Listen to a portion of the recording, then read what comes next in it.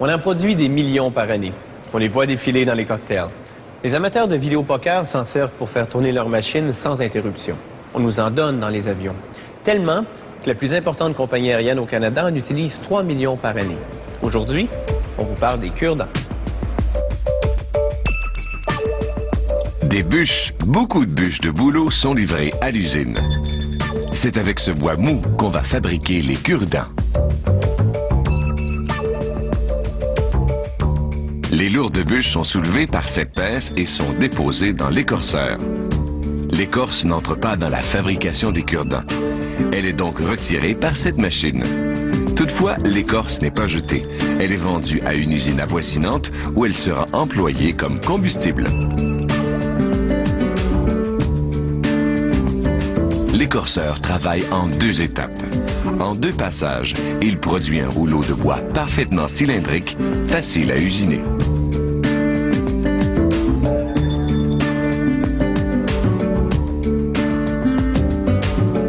Le rouleau de bois est transporté à l'étape suivante.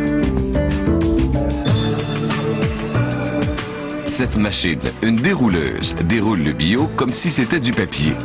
C'est-à-dire qu'elle le coupe en 12 fines lamelles de bois, possédant chacune une épaisseur de 1,06 mm et une largeur de 6,3 cm. C'est dans ces lamelles qu'on va, plus tard, découper les cure-dents.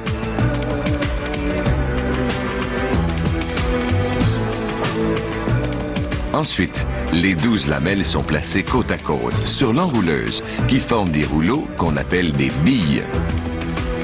Ces minuscules copeaux proviennent de l'affilage du bout des cure-dents. Des couteaux placés de part et d'autre de la machine amincissent les extrémités des lamelles. L'enrouleuse roule les lamelles découpées, formant des billes.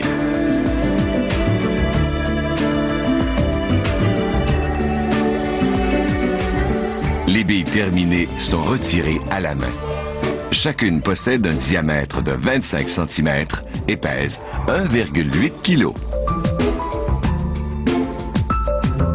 Les billes sont amenées au poinçonneur. Le poinçonneur à cure-dent plat découpe la lamelle des billes en de petits morceaux de même dimension. Les morceaux coupés ressortent à cette extrémité de la machine.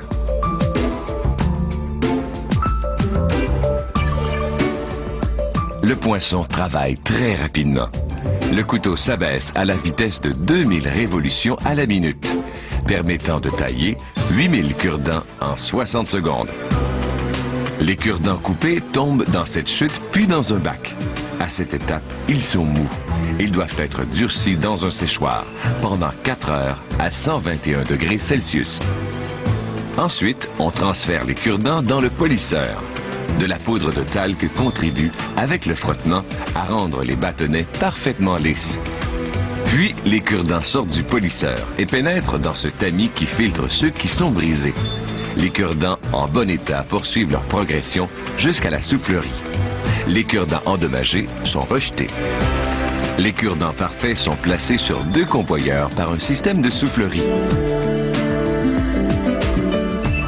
Les tambours, situés aux extrémités des convoyeurs, assurent la distribution quantifiée des cure-dents qui sont ensuite acheminés vers les emballeuses automatisées. Cette machine compte les cure-dents. Les boîtes sont formées et sont prêtes à être remplies. Le nombre de cure-dents inclus dans chaque boîte compte. L'emballeuse est calibrée pour en placer 650 par contenant et elle produit environ 1150 boîtes à l'heure. Elle manipule donc 747 500 cure-dents à l'heure. Les emballages partent pour l'expédition. Certains cure-dents sont ensachés individuellement pour être distribués dans les restaurants ou les avions. Cette machine, qui déroule du papier plié de façon continue, emballe environ 1200 cure-dents à la minute. Elle effectue automatiquement l'emballage, le collage et le coupage du papier. Cette usine parvient à fabriquer le nombre astronomique de 20 217 600 cure-dents à chaque jour.